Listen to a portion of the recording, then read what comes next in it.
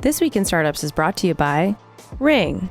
Ring Video Doorbell connects to your home Wi-Fi network and sends real-time notifications to your smartphone or tablet when someone is at your door. Visit ring.com. And WordPress.com. Right now, WordPress is offering you 27% off a premium or business plan. To create your small business website today, visit wordpress.com/twist. And Arrow, the world's first home mesh Wi-Fi system for free overnight shipping. Visit arrow.com, EERO.com. At checkout, select expedited shipping, then enter promo code TWIST. Our iTunes review of the week is from Daniel McGuire. Twist is a must-listen for new entrepreneurs. By listening to others that have been on the battlefield, you can learn from their mistakes. Jason, keep up the great work. Hey everybody, welcome back to This Week in Startups from CES. We're here at the Ring booth. Thanks to my friend Jamie Siminoff for letting us take over his very expensive and elegant booth here at CES. Great product. Go buy yourself Ring. I highly endorse it. I installed 10 of them over Christmas break for 10 friends. of them for friends. It's a great product. I'm here with Dave Mathews, 20-year CES vet. He's seen it all. And our guest right now is Betsy McHugh, who is with Hurdl Enterprises, which does this very interesting wearable that you give to people at an event. That's right. That does something fun. That's right. Okay, so I'm watching the video here. Yep. And so what happens? I get this for free at an event. I come to the Country Music Awards or I come to Coachella or something. That's right. Yep. So you get it, so you walk into any venue. Let me see that. Right? Yep. And know this. Yep, take it. Okay. So you get it, on the instructions right there, it says text to activate. Text my number to exactly. And then we start a conversation with everybody in the audience. That's a very long number to text. Well, the zeros won't be there. Okay, good. So they text to activate. And then, so you get to the venue, just like you go to a sporting event, they give you a t-shirt or whatever, now you get a wearable, right? Now we're going to create an interactive live experience. So you put it on, you text to activate, no app, don't have to download anything, right? Which is great. So you have ubiquity. Right. So, and you get the person's phone number. And you get their person's phone More number. importantly, I just figured out why this is important. That won't come undone. And you know with 100% accuracy that it is their mobile phone number. It's okay, we can cut it off. Okay. So then we start a one-to-one text conversation with you, right? So the client picks per event what they want to know about that person. And so through our text system, we say, this is for an example, we said, do you believe what happens in Vegas stays in Vegas, yes or no? Do you, how do you identify your gender? What team are you cheering for? Oh my God, Betsy, this is brilliant. It doesn't matter. Why, thank you. And so it goes back and forth, and we have this conversation. All that data then dumps into our lighting system, and then we can light up everybody in the audience. And the marketing database, more importantly for the customer. Exactly. Yeah. So it goes to two places. It goes into our event system, and then it goes into our marketing database. Got it. In the event system, the lighting director for the event is then able to light up everybody based on these answers. So we can light up just you. We can light up all the girls in the audience. We can light up everybody cheering for this team or that team. We can light up all the veterans in the audience. On New Year's Eve, we just did an event in Nashville where we lit up everybody who needed a kiss on New Year's Eve. Whoa, singles and ready to mingle. Exactly. Nice. Are you a girl? Are you a single? So you say, hey, are you a boy or a girl? How do you man identify? Or woman? Is what we right. say today. Yeah. So you actually need to have about PC. 20 choices. You need about 20 choices. I know. I just want to let everybody know I'm now going non-binary. Exactly. My wife is pretty shocked by this, but I would like to not identify with any gender going forward. There's so many categories, it's very confusing. I think it's awesome. I love this because I've been at the Super Bowl, and they have systems that use infrared, so they bathe the light in infrared, and everyone who's ever in line of that infrared gets the single color. It points and shoots, exactly. Right? So this is great because it lets me be me. That's right. What is you're this you, but yet these dopamine receptors go off because you're a special flower in this wonderful how do you communicate with this? Community of people. You have to set up the stadium. This is radio wave based. It's radio frequency. So it's sub-gigahertz radio frequency. So we just did the CMA Awards in Nashville. Right. So there's radio frequencies flying all over the place. So we're in the sub-gigahertz radio frequency. So we don't interfere. Set something up in the stadium to send There's signals. There's an antenna. We do events from 100 people to 100,000 people. It's an antenna and a DMX interface, and that's it. So I was on the client side. I managed artists for 12 years. And I wanted no rigging, no staffing, no extra costs, no stage hands to put them in the seats. So it was just 100% turnkey. So, and it sends It sends out, hey, for this device out of 100,000 over a radio wave. That's right. That's turn what it that blue. serial number is on the text. So it's That's just exactly, yes. Yes, New Air technology has automatically logged all these devices, and now we have collected the radio data. So. Right. That's right, exactly. So it's a sub-gigahertz radio RF chip. Oh, do you power this? No, Per se? no, I've just captured the data. He just, yeah, exactly. My startup specializes in capturing radio data, so Yeah, I'm a bit exactly. of an Perfect. expert. So Excellent. you have that Perfect. data going. You change the color. And you can also do patterns or whatever. What does this thing cost? What does it cost for you to make it? We sell it to the client for $3.75 each. That's it. And that includes shipping, branding. It includes 2 marketing messages post-event, because now we've created this one-to-one dialogue with everybody in the audience. And so now 95% of people are more likely to purchase after a live event. The power of live events has always been, that's why artists used to tour to sell records, right? Now artists tour or anybody does sponsors live events, whatever it is, because it's such a driver of that conversion rate, right? So what we do is now we know everybody in the audience, so we have their mobile phone number, and we know we have a white space data set on entire audiences. There's billions of people that attend live events every year, but we don't know who's in these rooms. You go to a sporting event. It's amazing. They don't know who's there. So for $4, they can get the phone number. The phone number. And these questions answered of everybody in the building. All the data. It's all the shipping and branding to get it there. There's no additional rigging What or staffing. percentage of people actually did it when you, 80%, 70%? 84% is our low average. Wow. Because you would think some people are savvy enough to be like, I don't want to get text messages in the future or whatever. What happens is, and our system is actually built that people start lighting up and that euphoria and dopamine starts going off and they go, I want to do this too. This is so they brilliant. can text in the middle of the show. This is brilliant. What sucks about giveaways like these at events is when you get them home, you don't get to engage with the device anymore, though. Now, what happens is you can twist it off, and this goes in the bin, and this can be recycled. We can reuse the chip, and they get this to take home. Okay. All right. So on the way out of the venue, you recycle. Now, I have some plans for this at home, but I won't tell you yet. Okay. All right. It makes sense. You could do something with this. Like, yes. Like, well, actually, if it had maybe like a somebody's little logo on it. dance party at home with your friends. Jason is a massive burner. I don't know You if should you know put a Burning logo Man. on here. Can you put a logo on here? That would be the dope thing to do. Oh, that one has a logo. There you go. Green light. Event. So it was a Walmart. Oh, I got you. Walmart had a campaign called Green Light Event. We lit up everybody at the CMAs. And these things cost you $1 to make or something? Or? Yeah, a couple bucks. The chip inside costs a couple bucks. But once we get more and more into the system, we keep reusing them. What we're going to get to the place is that we give them away for free because we know we do the conversions on the back end. So we'll recover the cost on the back end. So the client gets it for free, sells more, has an interactive. Sells a T-shirt. Boom. Boom. This is nice. Thank you. 2 WS2812 LEDs, 2032 coin cell, patch antenna on the circuit board, and Damn! This is good. I'm impressed. That's why I didn't need my CTO. Dave Mathews is here. He's, Universal CTO. Finally, having Dave on the show has paid dividends. Finally. And there's space in there for Bluetooth Low Energy. How long have you been doing this business? We were an idea on paper in January of last year. Wow, we well launched done. at the CMA Awards with 15,000 people, 15 million viewers in November 4th. How many people were in the audience for that? 15,000 people. 15,000. And then we just did New Year's Eve in Nashville, and that was 20,000 people. So you got all those important people's phone numbers. So the CMA people could then be like, hey, download the CD or whatever in the future. That's right. And talking to some of the streaming services, they're saying, how do we get to the people that are on the high of the show? So now they can send a message immediately following saying, did you have a great time tonight? Sign up for Apple Music or Spotify or Pandora, whatever it is, and get a playlist from tonight's show.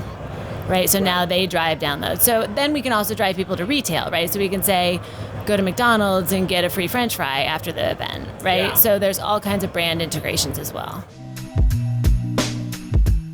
Hey everybody, I want to tell you about one of the world's greatest products. You know it, it's WordPress. 27% of the world's websites run on, you guessed it, WordPress.com.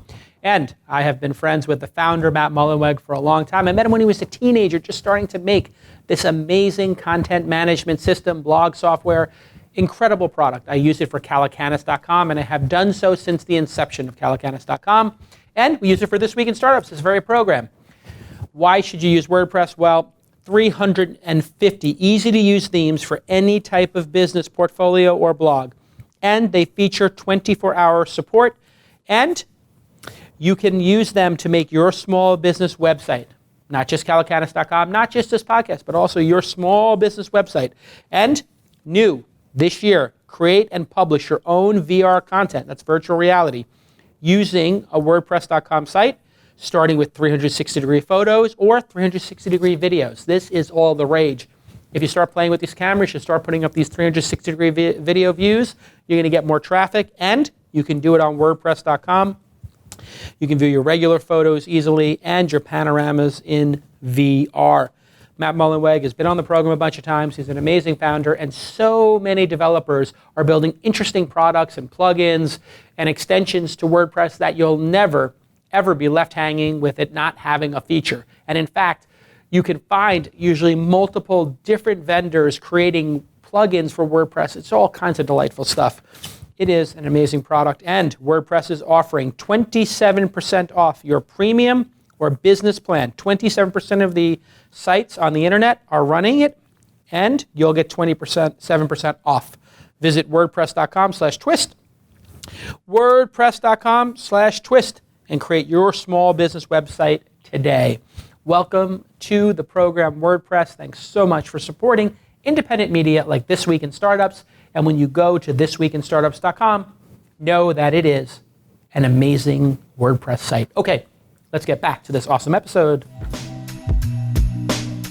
And does it play like a pattern in the audience and do? Yeah, the lighting director controls it in the exact same way that they control the lights on the stage or that's the in the DMX rest protocol. Of it. Exactly. All those you said. So they actually use the DMX, and we just have an interface that What goes does DMX in. stand for, you know? Digital music interface or exchange. Exchange, yeah.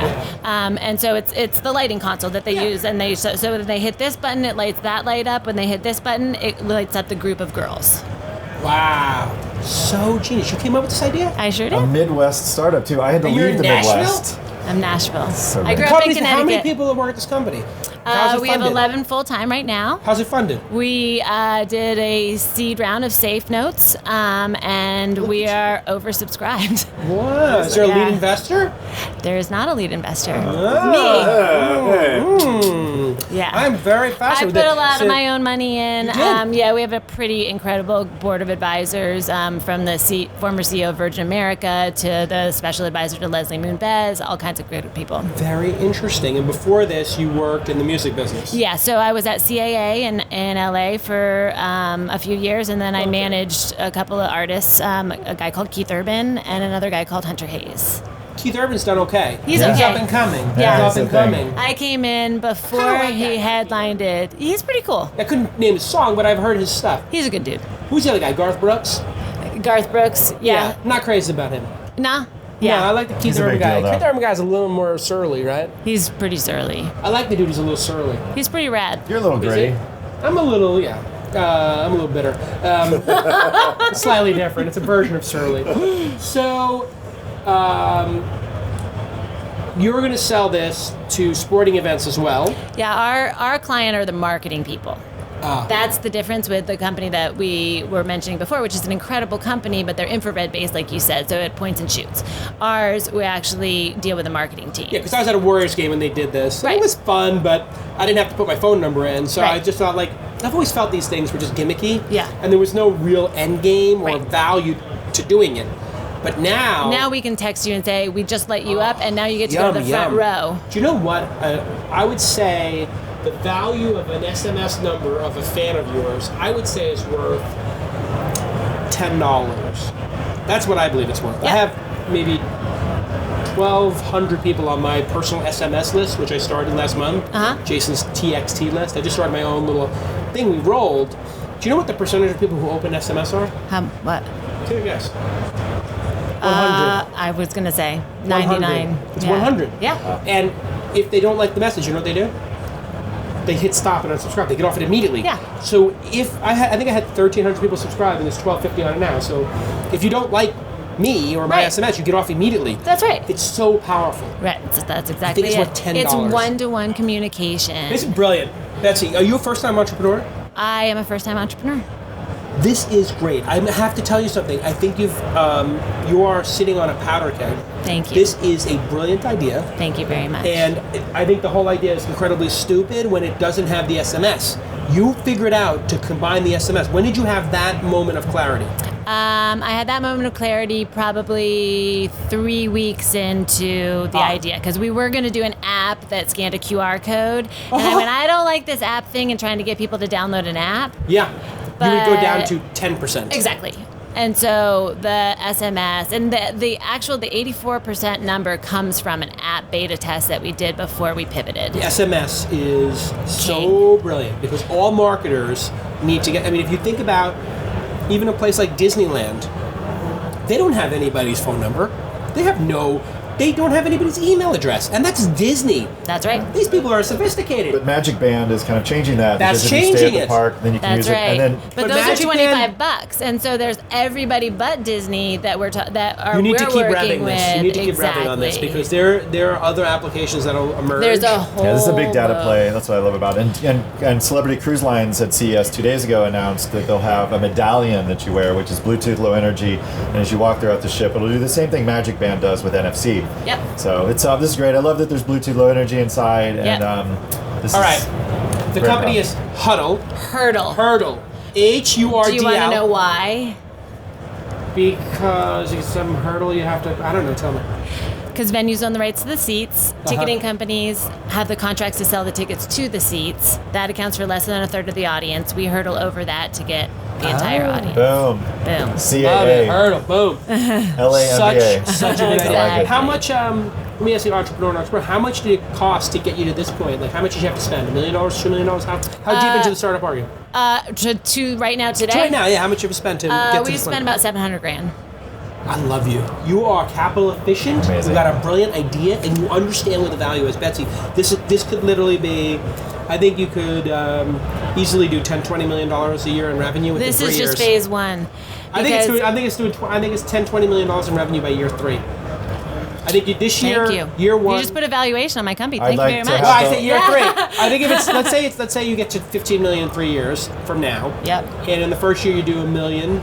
Second year you do 5, and then I think you try to double or triple it. I think this could be a hot business, but you have to have sales. We got sales. Can we do a board action for the launch fund and make an investment? Maybe Dave Mathews gets a little, 35 bips as an advisor. Yeah. J-Cal comes in through the syndicate. Boom, we get 10% of this company. You guys just tell everybody this. No, no. Trust me. Only There's the a lot of smart people get kicked entrepreneurs. out of this room really quick. All right, listen, Betsy and Hurdl, great job. What's the domain name? Hurdl.com. HURDL. HURDL.com. Okay, Hurdl.com. And are you on the Twitter? We're on the Twitter. We are Hurdl. Okay, we are Hurdl. Okay, Yes, good. I know and you personally Instagram, on there. and I'm on there. Betsy McHugh. Betsy McHugh, H-U-G-H. HUGH. MCHUGH. Okay, all right, listen, continued success, and we'll be right back with more from CES at the Ring.com booth. Stick with us.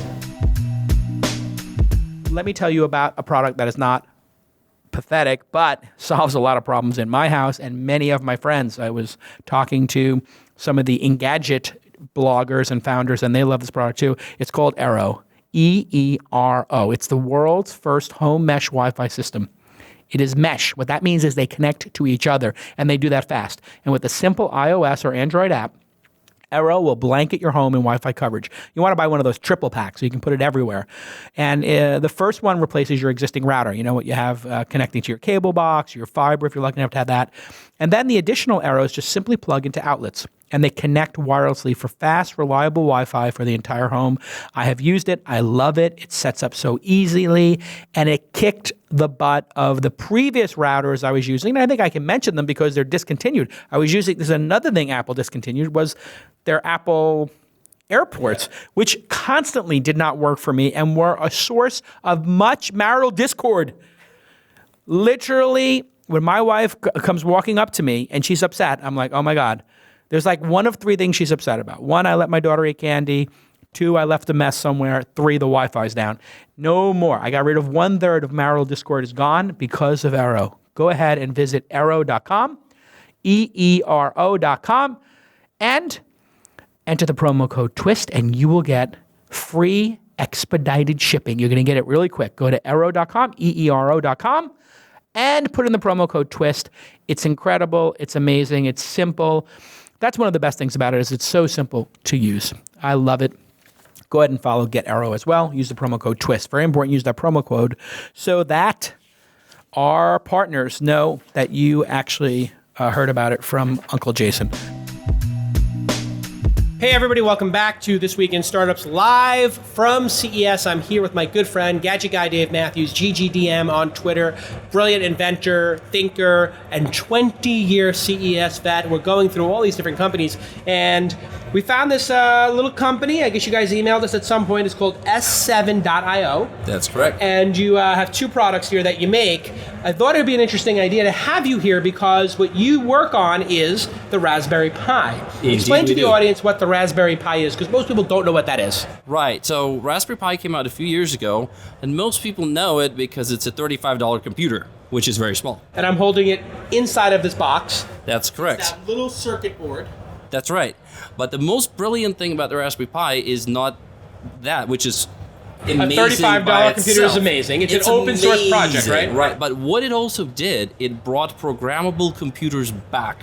So back in the 80s, you power up a computer and it gives you a blinking cursor. Right. It tells you, program me. And that went away. Right. And so now that came back. So the biggest impact is not the 35 What's bucks. the operating system on Raspberry Pi? That's Linux. It's Linux. It's Linux. It's got it's Linux Raspberry. built into it. Yeah, you put a little micro SD card, and it functions like a full-on computer. You plug it into a monitor or into a TV. That's Right. what it does.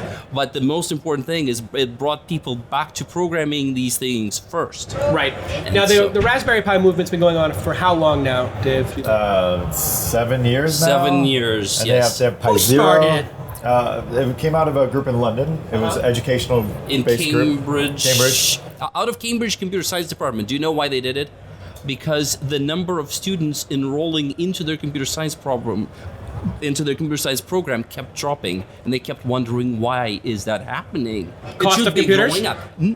Because programmable computers stopped. And people were not programming anymore. So their initial goal was to bring the programmable computer back. And they What's just did the, it so brilliantly. What's the largest deployment of these commercially? What is the best use case for a Raspberry Pi today?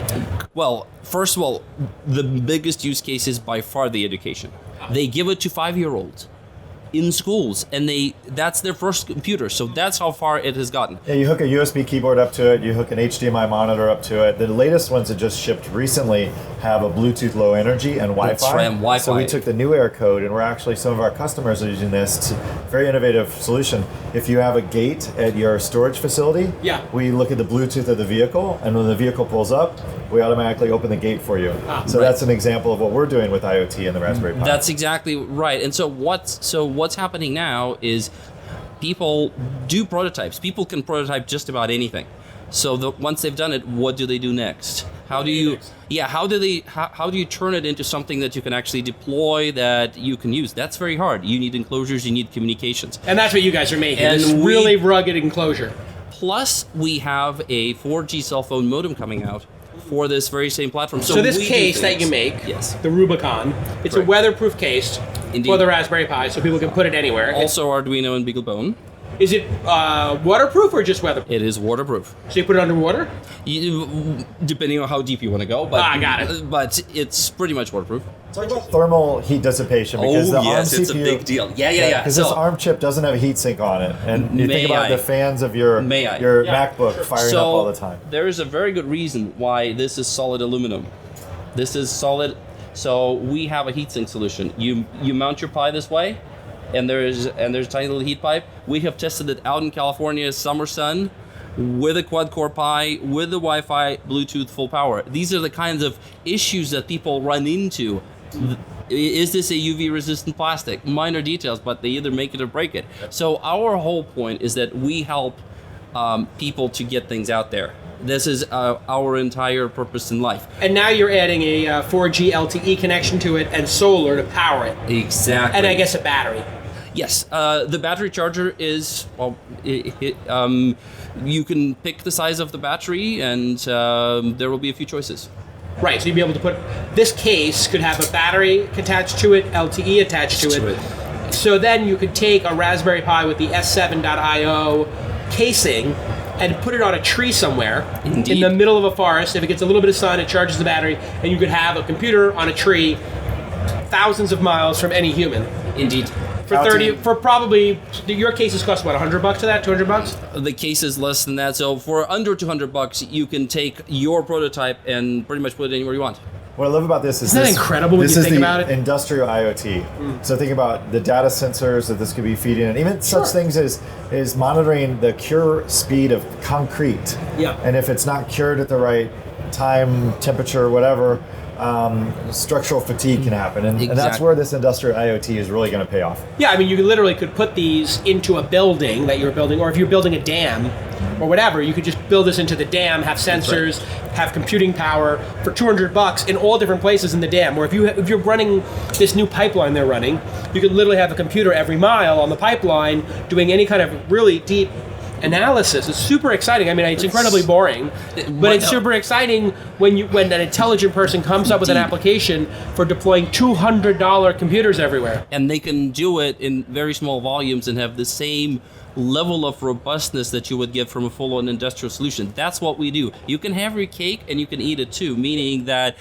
we take the best part of the open solutions. Imagine if you didn't have Raspberry Pi. You have a building and you deploy hundreds of totally proprietary units. What's going to happen in 10 years? The people who have designed them are long gone. Yeah. The code's Raspberry not there. Pi will be around because it's The open Raspberry source, Pi and will you'll be unscrew it and put a new one in That's right. And so for $35. Exactly. So What's the new Raspberry? You said there's another. So there's Pi Zero, which is... What is Pi Zero? It looks like a memory card. So it's that skinny. It has a edge mount connector. So that's something that if you build an IoT lamp, or maybe even something like our last guest Canary, it's a platform for that. So it's embedded, whereas this is more like a micro, tiny PC with full HDMI. You can put these Raspberry Pis in this encasing and just put it underneath a desk, and every desk can have a computer on it. That's right. But the thing is, you have best of both worlds, right? Because you have the flexibility and the living community of the open source combined with the extreme robustness of proper industrial design. And we think that that's absolutely where the future is. Okay, you can buy the casing now. Yep. And maybe you will be able to order the LTE and the solar when? You can sign up for the LTE and the solar beta today. Great. We're taking applications. You go to s7.io. You go to s7.io. And you're Alex at s7.io? That's indeed correct. Okay, so if somebody's interested in partnering with your company, maybe carrying this in retail or something like that, absolutely, they can email you and talk to you. It's really amazing what this open source hardware movement's done between Facebook and their open server platform and Raspberry Pi. It's really, who loses in all of this? Is it the Dell computers and the HP computers that lose in this? They're already losing because tablets are eating their lunch, and Apple. No, but I'm saying specifically with these computers. With this, it's a different audience. Who loses? Does anybody lose? This is really machines that were old DOS-based machines that run things like autoclaves. And one of the favorite things... Who made those kind of things? Compact? They were just old computers, back in the day. Yeah. And these old industrial computers, a lot more stuff is going to get wired up. A lot more stuff is going to get wired up. So the pie's getting bigger, no pun intended. So therefore, there's not necessarily a loser in this case, it's just more applications. It's just more applications, and there'll be a huge second wave. One of the favorite things I did was help start Make Magazine and Maker Faire, and it's so cool to go back to these fairs 7 years later and see what's happened with Arduino and Pi, and it's glad to know that there's finally a UV capable heat dissipating case available for my maker community. So thank you. Incredibly nerdy, incredibly cool. Continued success. Everybody go check out s7.io. All right, that's a very short domain name. Very well done. All right, we'll be back with more from the floor of CES with Dave Mathews, the Gadget Guy, GGDM. Hey everybody, welcome back to This Week in Startups from the floor of CES. I'm here with my main man, Gadget Guy, Dave Mathews. Really interesting stuff. Having a good time this year. You know what I love? I love going to the cheap seats. I go to the booths in the back first, and I work my way forward because I find the crazy Shenzhen, Taiwan, insane stuff that will never make it to American shores, and the knockoffs and the bizarre stuff. We'll cut to this video right now. Hopefully Jackie can insert it right here. The craziest thing I saw was a bra that massages your breasts. And I'm talking to the woman and I said, hey, how does this work? Oh, it's to massage your breasts. I said, okay, so I don't have to massage my wife's breasts anymore. I can just put this bra on. And she's like, yeah, she's from China and she has no idea what I'm saying. It's for women who want bigger breasts. If you want bigger breasts, you wear this. And it massages them, makes them bigger. mean, And I was that like, was even I don't know if that's biologically actually possible. Just technically speaking, if you buy the bra based on my tweet, I cannot confirm that this makes your breast bigger. No.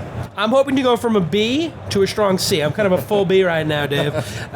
Anyway, you see lots of crazy stuff out there. Yes.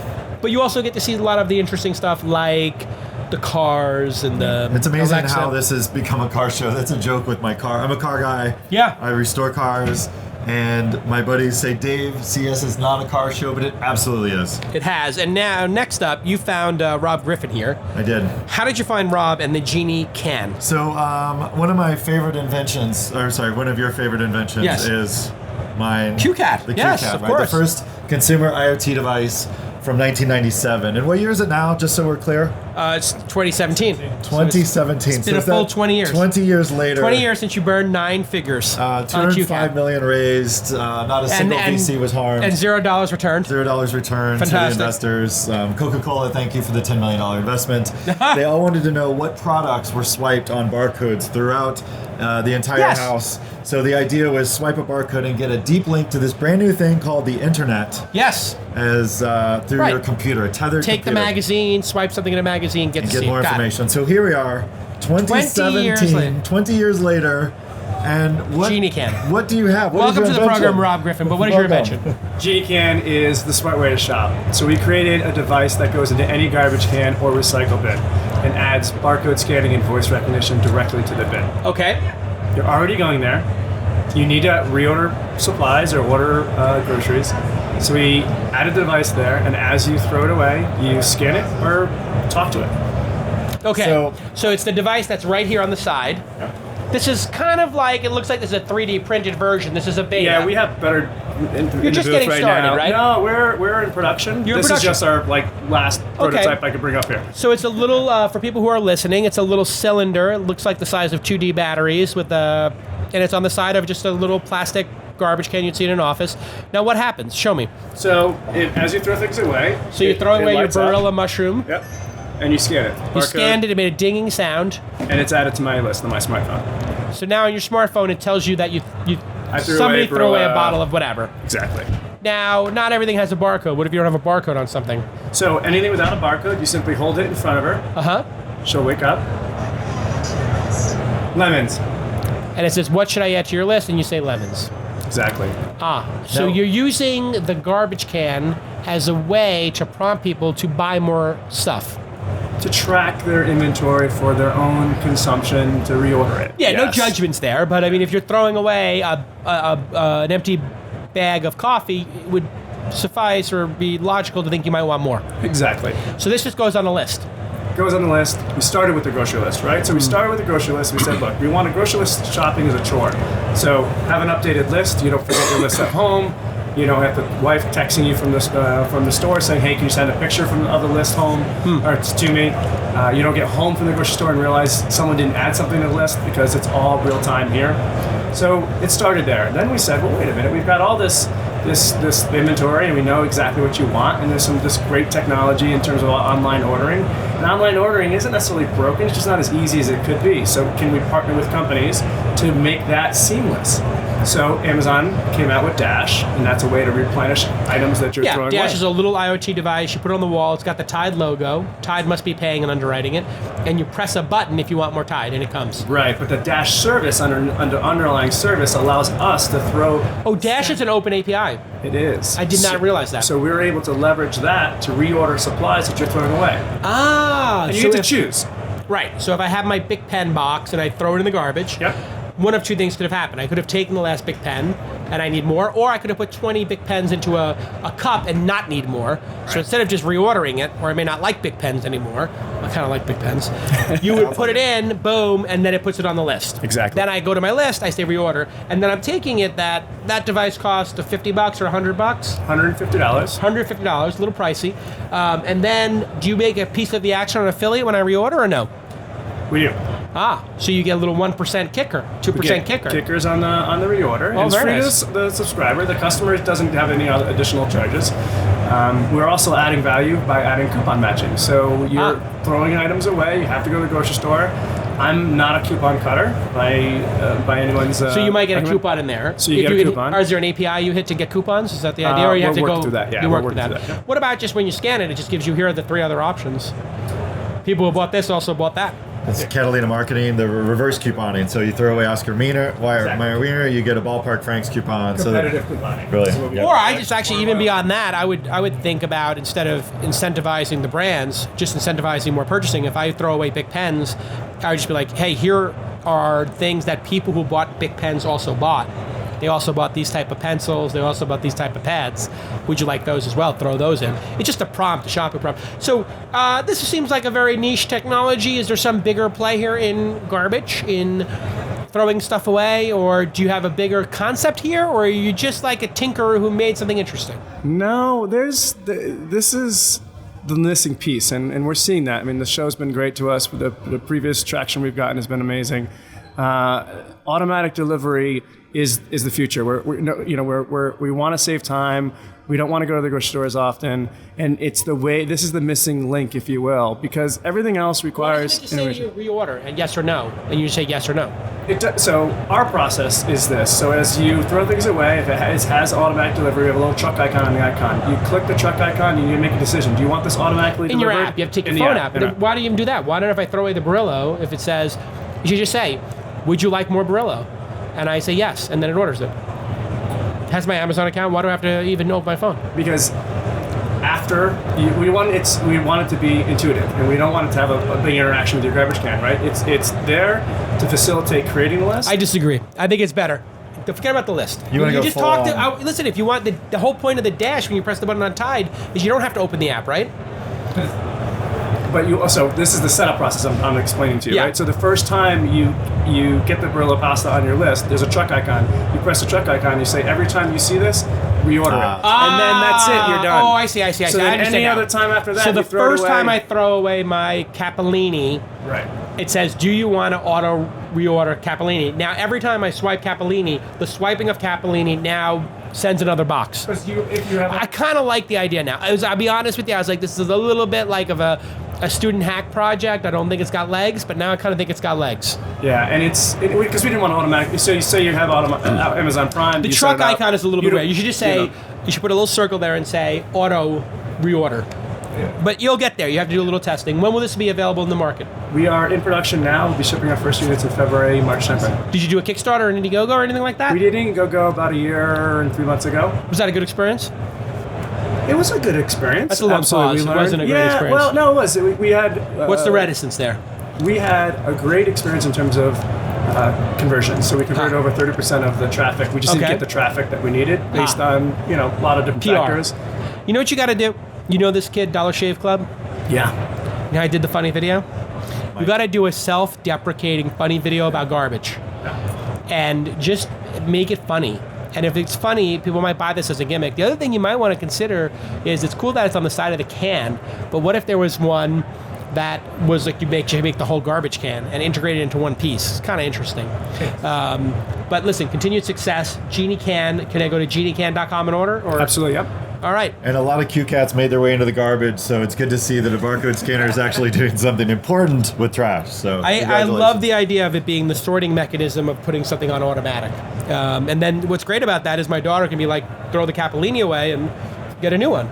I know what she's going to do. She's going to take the peanut M&Ms. She's going to just swipe the peanut M&Ms bag 5 times. They're going to get 5 bags of that. We're going to need to get a little computer vision going here. If you see a 7-year-old girl swiping M&Ms for Sour Patch Kids, just disregard that. All right, listen, continued success, and we'll be back with more from the floor of CES with Dave Mathews, the Gadget Guy. Stick with us.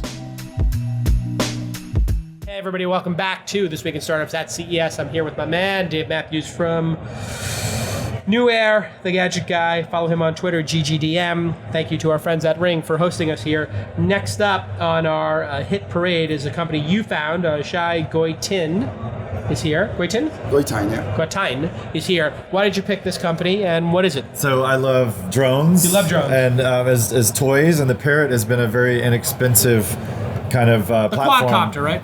No, the Parrots. This is the original. These are old school. Oh. Old school drones. Yes. Before DJI really came in and stole the market. So, what you got here? What are you working on? Okay, so PowerUp actually are the ones that started up by taking the traditional paper airplane pastime classic and converting it. This is the paper airplane. I see a paper airplane. Yeah, it flies this for a few seconds. You make it from a sheet of paper. And now by connecting a piece of technology, this can fly not just for a few seconds, but actually up to 10 minutes. You can use also a VR mode or first person view using Google Cardboard. So you get to experience flight as if you're flying on a paper airplane that you make. Wow. So that device, I'm looking at it, is essentially like a frame. It's got like a battery or something there. It's got 2 propellers at the back, and you're basically putting propellers, a turboprop, onto and some cameras. What does that rig that you attach to the paper airplane cost? So the MSRP is $199, includes the VR viewer, of course, a few sheets of paper, and the Wi-Fi module generates a Wi-Fi signal, gives you the live. $200. $200, yeah. And you can fly it around. It flies for 10 minutes, and the battery runs out. You can just pop up the battery, put a new one in, and then you're good to go. And you can control it? Yes, so you have gamepad mode, like RC mode, and also... How do you control it? Because there's no rudders on it, and the wings are fixed. Right, exactly. So how do you actually control it? The power of the left versus right? Yeah. So we have proportional control. Even big airliners, if they lose their controls, they can actually control the airplane just using the power. The power, yeah, just the proportional thrust. So if the left is doing 100, if the right is doing 50, it will turn. Yeah, it'll turn, and once you start yawing, it'll also roll. You can actually do really nice aerobatics with this guy. Really? Fascinating. And then you have a tiny one next to it. What is the tiny paper airplane? So this one actually just gave birth during CES. Wow. This is called PowerUp 3. For people who are just listening, it is the size, it can fit in the palm of your hand. It's a paper airplane that fits in the palm of your hand. And the rig that attaches to your paper airplane is essentially the size of a chiclet of gum, with that propeller that's the size of your thumbnail, and a stick that connects those 2 things together and runs down the center of the airplane. And this one doesn't have a camera on the front. But it does work on Bluetooth. But it works on Bluetooth, and then you connect to it, but it's only got 1 propeller, so you can basically just you can do the thrust, right? And it'll add thrust. Oops, that flew off. There it goes, it flew off, that's okay, it's very powerful. And you have this little rudder on the rear. Oh, there is a rudder. Amazing. And what does the rudder do? And you just tilt the phone. And that changes the air? The That'll pitch go for right steering. or left. That's amazing. You add thrust Wow. and go up, down. It's very fast. It flies around 15 miles an hour. 15 miles an hour. And you can do barrel rolls with it. You know It's what? very Listen, durable. let me ask you this. If I did this in class, because that was one of my famous things, was to throw a paper airplane when the teacher was writing on the chalkboard. With this, I can fly the airplane around and land it without the teacher ever seeing it. Yeah, you can do a lot of Maybe. stuff I with don't know if it would fly that far. They can And send what does this messages. little baby one cost? This little baby PowerUp? So this one, the baby one, is called the PowerUp 3 Mini Jet, because it's like mini and it flies like a jet. That's going to retail for $40. $40. So you can sell that at an airport. You sell that like at a kiosk at a mall. It's a pocket drone. It's a pocket drone. And Pocket paper airplane drone. Yeah. now, can I make my own paper airplanes, or do I need to use your paper? Well, you can use any standard printer paper. We provide, of course, the recommended templates just for easy onboarding. Right. But then the whole idea is that you can invent because you always start with a sheet of paper. I mean, you make it, right? Yeah. And that's So the great I thing. could use my own paper if I wanted to, and I can get creative and make my other things with the rig. Definitely. It's a clever idea. Now, where can I buy this? If I wanted to order it right now, is it on Amazon, or do I order it from your website? We have it available now on Amazon.com, Target.com, PowerUpToys.com, both PowerUp FPV, and also PowerUp 3. Awesome. Listen, Shai from PowerUpFPV.com, is that the website? PowerUpToys.com. PowerUpToys.com. Great find, Dave. I love this. First person view. It's not a quadcopter. It's a fun. military style You gotta drone. have a little bit of a backyard, or you gotta go to a park. And this guy, by the way, I didn't show you all the stuff. It has a rear view camera, so it'll actually capture selfie mode. And it's packed with technology, a lot of sensors, so it's easy to fly in windy conditions. I mean, what's the story? You build toys for a living? Is that your deal, Shai? I was a pilot for many years. Oh, really? So here I'm sharing the point Where were of you view. a pilot? In the Israeli Air Force in the past. This is the thing. Every time I gotta ask you a question. Yeah, okay. I wasn't a jet pilot. thousands of Israeli founders. 9 out of 10 were pilots in the Israeli army. There's not enough jets in the Israeli army or planes for all of you guys to be telling the truth. Okay. Is it that everybody who is in because there's mandatory service in Israel, correct? Yes. Do they just let everybody take a picture next to the jet for their mom, and then really people are digging ditches, but there's this like scam going on that everybody gets to say they were a jet pilot person? It's not so popular to be a pilot anymore in Israel. You know, like 30 years ago was a big deal. It was a big deal. Now you want to be a drone pilot. That's what you want to be. I see. Well, yeah, I mean, it is kind of... No, actually, you want to be in cyber stuff. Not Yeah. Pilots are old school. Not Take out interesting. Putin. Let's get those Iranian centrifuges and whip them up. I like that. Yeah, that's interesting. In a way, it's sad that we're taking people out of planes. There'll always be a spot for that, right, Dave? You'll always be able to... It's always going to be a spot for people to be What is pilots. it called? Boots on the ground. You got to have boots on the ground. But I do in a like these cyber war, drones. maybe not. Well, you know, they're using quadcopters now, too, in close military. So they put the quadcopter up so they can see, and they're putting that into their heads-up displays for the special forces, I understand. Eyes in the sky. They're so noisy, though. I wouldn't think that would... Yeah, What not about paper airplanes in the military? not a bad idea. Yeah. Not a bad idea. You throw. Oh, really? Are you guys using that? No. The Japanese use... Are you Mossad? What's the story here? Shai, you Mossad or something? What's going on No. here? Do we have to go on a mission tomorrow? Take out some guys? I'm just a crazy guy that loves things that fly. I like this. You know, maybe, we go to the market tomorrow, we take out a couple of targets, me and you. I like it. People don't know that, the Mossad and I have a big, deep You relationship. can't even tease about this. I can't even tease it, especially now with an Israeli guy, because there's like a 5% chance he might be in the Mossad while he's here at CES. All right, listen, continued success, and we'll be back with more from CES on This Week in Startups. Thank you, Dave Mathews. Hey everybody, welcome back to This Week in Startups. We're here at the Ring.com booth. Thanks to my friend Jamie Siminoff for letting us use his space. And we're looking at some kids technology here. Dave, you found some interesting stuff on the trade show floor. Yeah, children are definitely our future. I want to get them excited about programming. This is from a group that will let you use Arduino, wearables, LEDs, all my favorite things in a slap wrist form factor. This is called Tech Will Save Us, and it's the Mover Kit. Okay. And it teaches kids how to program this kind of stuff, like if I wiggle my bike handlebars, change the color of my lights. If someone knocks on my door, sound an alarm, that kind of cool stuff. And we're seeing a lot of this kids programming tools. It's definitely a trend. And if kids learn to code early, like learning a language, they should have a better chance of being programmers and technically savvy when they're older. If you think about Arduino, Raspberry Pi, all the stuff that we tinker with as adults and hackers in the tech world, you got to get started somewhere. And these are examples to do that. Okay, now we found something interesting here. It looks sort of like a Vespa or a Segway. It's got a Barbie doll action figure on it. And we have one running around here on the floor. It stands up perfectly like a Segway. And Renee, you're involved with this company. What is the name of the company and what does it do? It's called SmartGurlz.com, and it's all about teaching girls to learn to code and program, but in a play pattern that's fun for girls. So it's using Segways and fashion dolls. It's got a sugar-coated program to teach girls how to learn to program, and then they can just play with it, and there's missions they can go on, there's storytelling and books. It's a whole program to really excite kids and get them to learn to problem solve. And right here, if you look at the interface, you can see you're having them do different actions, and you can have them repeat and go a certain speed and do it for a certain number of times, spin around in a circle. This kind of programming, it translates to what I'll call real programming later in life, you think? Exactly. So Logo is a language that gets kids started on making a turtle move on the screen. What I liked about this example is you're doing it with a real-world toy. And we all loved playing with toys when we were growing up. I had the GIJO action figure with the space shuttle, but this one actually moves just like a Segway. And so how much does it cost and when will it be available? It'll be under $100 in the U.S. market this holiday season. It was launched, test marketed in Europe this year, and they sold out. Really? Sold out in Europe, and the company's based in? Copenhagen, Denmark. A lot of good stuff going on in Copenhagen, a lot of good startups. So under $100 here in the United States. So you'll find it on Amazon, and we should search for SmartGurlz. Right, with GURLZ. Yes. So SmartGurlz, GURLZ. Thanks so much for coming on the program. We'll have more here on This Week in Startups at CES shortly.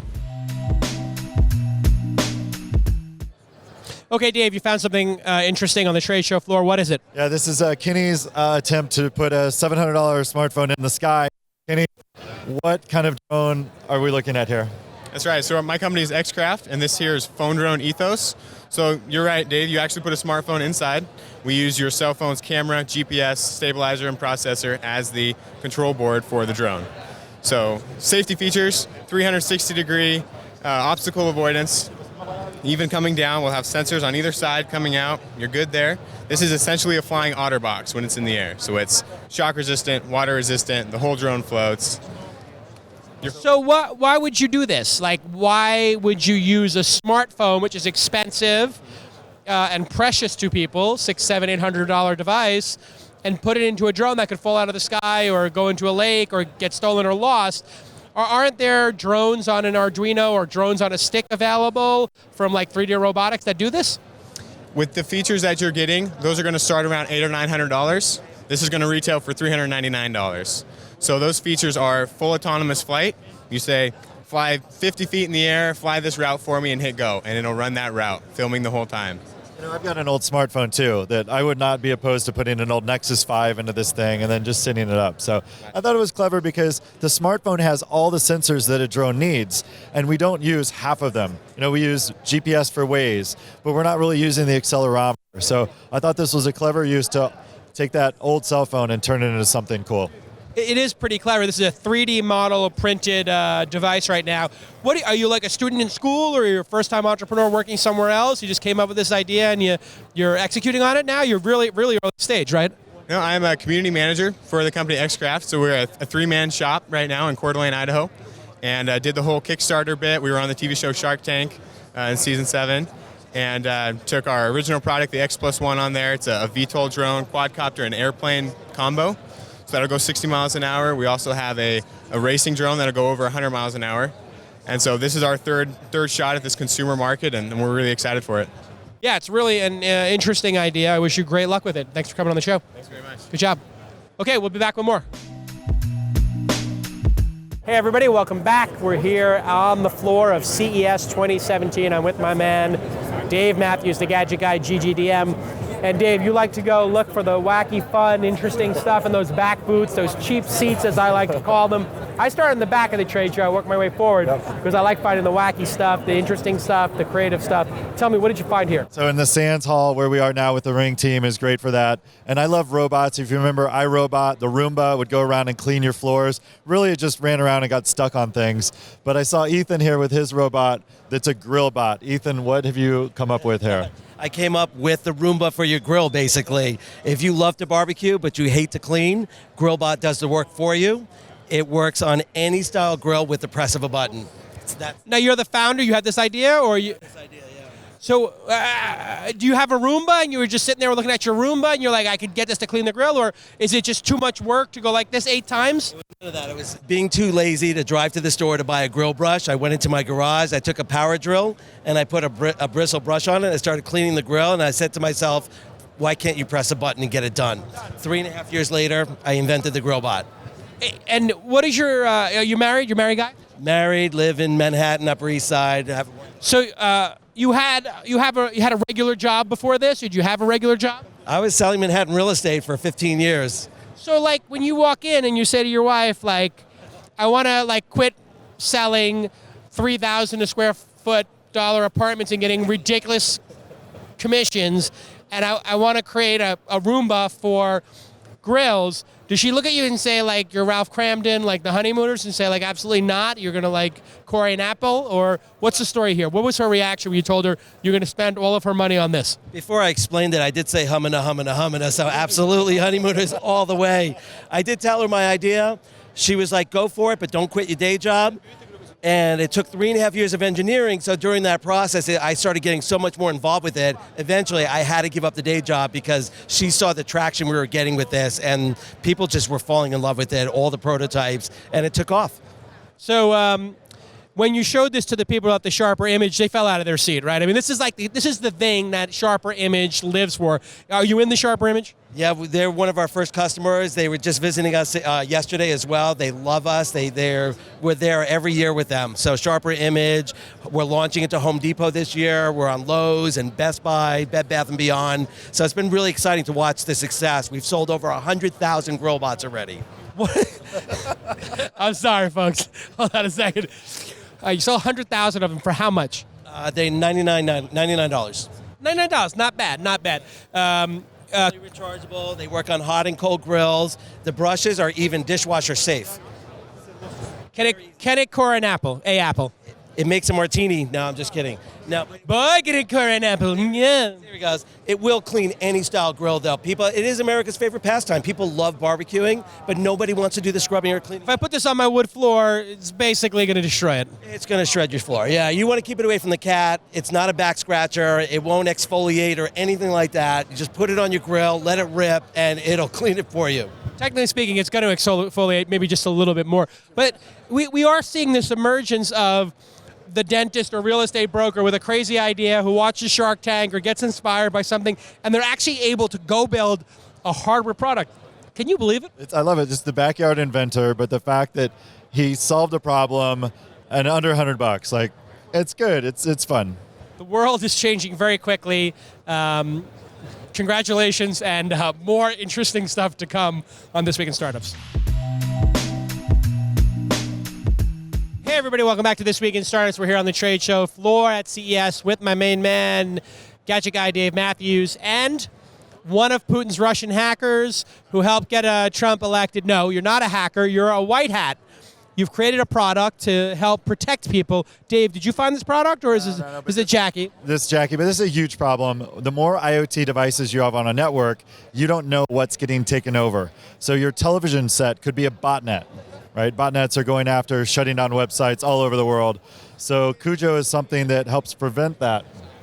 How do you help prevent it? Because we did see Dine, the company I used to be on the board of, had the largest sustained IoT attack ever. They were able to actually definitely handle a magnitude larger than anybody's ever experienced, but that's only because they're very technically savvy over there. This is becoming a major issue. So how does CUJO solve this problem? So we saw the Dine attack among our customers, actually.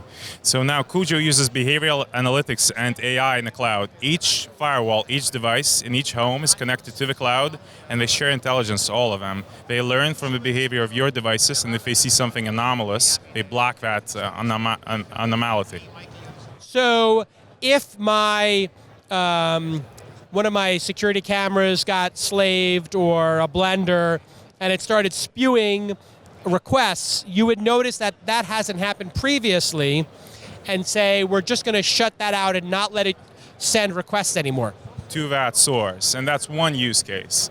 It's a popular use case, but more likely what's going to happen is they're going to take over any one of your devices to get into your laptops, to steal financials, etc. So it's what happens next that home users should worry about. So if the home network's being flooded with requests, how does your cloud element work? What's the backup plan that you guys have to make sure that this thing works? So usually home networks are not flooded with requests. They send requests out. So we see the rates, the sizes, the destinations, and we automatically shut it down. That's that destination. And shouldn't this be built into other routers? Why is it a separate device? I have a bunch of Luma routers or Arrow routers or Apple routers. Why would I have to add this? Can't you make software that goes on those routers? So those are awesome routers, but you need significant hardware locally as well as cloud computing to be able to do full security. Routers, usually they're underpowered. They're just strong enough to do Wi-Fi, but not the type of inspection CUJO does for all your devices from laptops to light bulbs. What does it cost? It's $249 with a zero subscription. So if you have a product like this that's $249, Dave, and people consider security a soft issue at home and they're not actually being affected by it, what are the chances people are going to do the right thing and buy something like this? Yeah, I think this ultimately needs to be done by the cable operators and the ISPs. In fact, in Germany, the network, the DSL routers were taken over by rogue firmware. And it'll be a mandate. Unfortunately, right now, security is treated like insurance. People only buy it when they have to buy it. How do you convince people to buy it when they're not the ones being attacked, the attack's going out, or are you building this technology in the hopes that you can partner with, the Comcasts and Verizons of the world? Well, so first of all, I think it's a misconception that people do not know that because they read about it every single day and they experience it. They click on phishing links, their cameras. They know about it, but would they spend $249 on it is the question.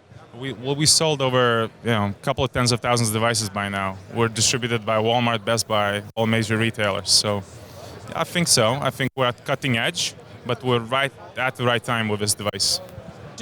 What is the number one reason people give you for buying the device? Well, I think it depends on who the customer is. There's camera hacks, especially the old school webcams. There's phishing. People click and suddenly they have ransomware. I'm saying the consumer knows about those attacks. They say, I want to get a device to stop phishing attacks. I think, there's 140 million homes in the States. So it's increasingly, absolutely, the awareness is building up, especially after the Mariah attack. Which attack? The Mariah attack, the Dine attack. That basically, our sales hit through the roof afterwards. Amazing. All right, interesting stuff here from the floor of CES. Thank you, Gadget Guy Dave Mathews. You can follow him at GGDM, and you can buy the CUJO at getcujo.com. And we'll have more to come from the floor of CES shortly. All right, welcome back to the floor of CES 2017. I'm here with my main man, Dave Mathews, the Gadget Guy, GGDM on Twitter. Pretty spectacular show this year. I have to say I'm impressed. There's a lot going on. Yeah, and I've been at this show for 20 years, and I'm just really sad that as an infant, I did not have technology on my body, but we have fixed that problem. What do we have here? Yes, so this is the Mimo baby monitor. We launched a few years ago, and basically what we do is we're able to collect a lot of high-quality sleep information about your baby.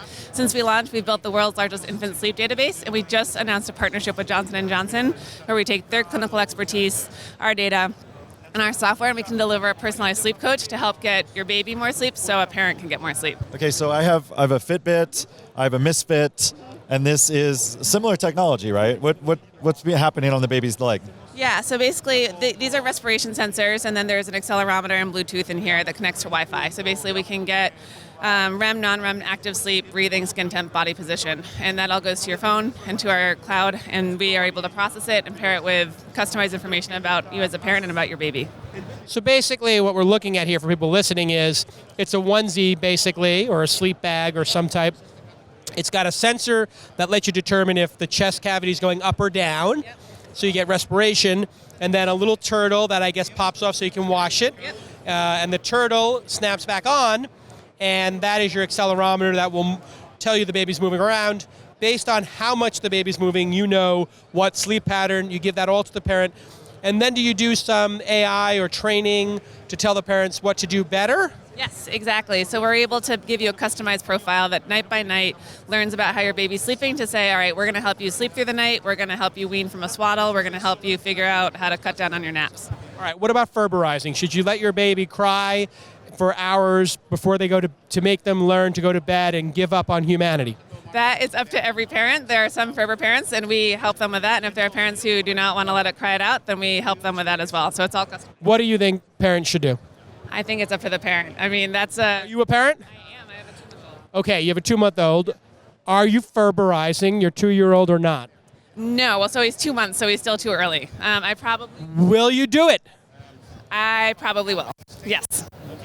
Dave Mathews has no idea what we're talking about. Yeah, all right, David. I'm just about ready to have kids now, so now you're making me Okay, question ferberizing is a slightly controversial, I would say, approach of you let your baby cry and cry and cry until they learn that nobody is coming to help them in life. Hold on. That's being an entrepreneur.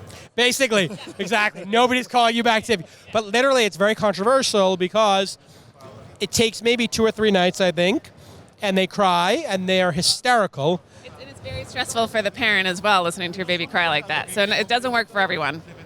Babies have one way of communicating, Dave. When you find a woman who's willing to have a baby with you, you'll be able to understand this if there's a chance that happens. We don't know yet. So it's possible. It's possible, not probable. I mean, Trump is able to win the presidency. Trump's able to win. I am moderately charming and somewhat successful. Yeah, slightly successful. It might result in a pregnancy. Who knows? But essentially, this is a big controversial thing. So how, as a startup, do you determine if you should include ferberizing in the product or not? We do a whole series of questions when you're getting started to basically help figure out what type of parenting you do. So if you're co-sleeping, if you're ferberizing, if you're sort of ferberizing, and based on that, then we'll recommend specific routines that are in your style of what you're doing. Co-sleeping or not? Is this a good idea or not? Or is it up to the parent? Totally up to the parent. I think it's split. There are a lot of parents who co-sleep, actually, for a long time. So it works for a lot of people. Another interesting question, because naturally you would think in the human species we've slept with our children forever, And then in modern society, we put everybody to work, and moms and dads go to work in many cases. Therefore, sleeping with your parents makes it hard for them to get rest, and therefore, how would they go to work the next day in modern life? So how much does it cost? This retails for $199 for 3 of the onesies. We're sold nationwide at Babies R Us, Target, and Amazon, and the app is free. So.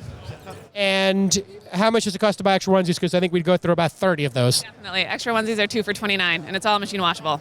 So $15, it's not ridiculously expensive, and you buy 10 of them, and you're in for whatever. Yeah, and we are able to get you 40% more sleep in 2 to 3 nights, which is pretty amazing. What's the number one tip that you wind up giving to people to help the baby sleep? For most people, when they're getting started, it's really about developing a routine. So getting to a consistent routine where you've got a good bedtime, you've got a good routine going into bed, and then you're able to stick with that so the baby knows what's coming. It's all about the routine. We literally have a book, 6:30, lights go down, milk, story, music, play, parents, everything. It's got to be down to the minute. And even with a 6, 7-year-old, 5, 6, 7-year-old, bath time, story, brush teeth, pee-pee, take a tinkle, and then go to bed. Yeah, you have to have a system. This is Little Baby Big Data. I like it. Little Baby Big Data here from the floor of CES. We'll be back with more on This Week in Startups. Bye-bye. Okay, everybody, we're wrapping up here at CES. We've seen a ton of interesting companies. Dave, what's next? So this is my buddy Nick. Nick's been an entrepreneur friend of mine for many, many years now, based out of LA, but he just moved to the middle of nowhere. What are you working on? And tell me about this innovative light LED thing. Perfect. So what I'm building is Innovation Collective, where we help small towns identify around a very specific exponential technology, and then we get big brands to latch onto that town to kind of mentor and nurture it. I've seen great success with it so far. We have one city, it's 40,000 people, that's produced printed light, 3D printed carbon fiber into free space, self-driving car software, all sorts of fun stuff, and it's all being leveraged, and most of it's here. So this one is one that I love to talk about. It's from a company called Rohini, and this product is Pixie. They have 42 patents around this. One has been approved, the other one's in process. But on this. So what we're looking at here, and by the way, you're saying that you go to these cities, you convince the entire population to embrace the technology or some large portion of it, and then whoever the technologist is or startup or company gets to see how a whole community might embrace the technology and get data and learnings, correct? Absolutely, and a chance to invest, acquire, find talent. It's kind of a fun model. And who do you sell that to, the local government? No, actually, I self-funded it to start, but now we have the corporations are becoming the clients. We have 2 publicly traded companies. No, what I'm saying is, how do you get it into a community? Do you go to like the church, or do you go to the county meeting, go to nextdoor.com? What do you do? No, that's a great question. So we use the local newspaper. It's still read in small towns. And then we host a bunch of free events. We do 3 per month for the community, but we meet with the mayor, the colleges, and it becomes a bottom-up movement. Okay, got it. So you're holding in your hands, because I'll describe for the people who are listening, what looks like a circuit board with an LED strip plugged into it and a rheostat where you're making it go incredibly bright, like eye-hurting bright. Eye-hurting light. I don't know how many lumens that is. It's a technical term, but it's absurdly bright. But it looks just like a standard LED strip, is it? No, it's not a standard LED strip. So it's the first commercialized use of micro LEDs. A lot of companies are playing in that space. They're incredibly small, where you can't even see them with your naked eye. Rohini has developed a bunch of robots and their own proprietary software to lay them down rapidly. And as you look at the strip, it's kind of interesting and unique. But the first market is going after keyboard backlighting.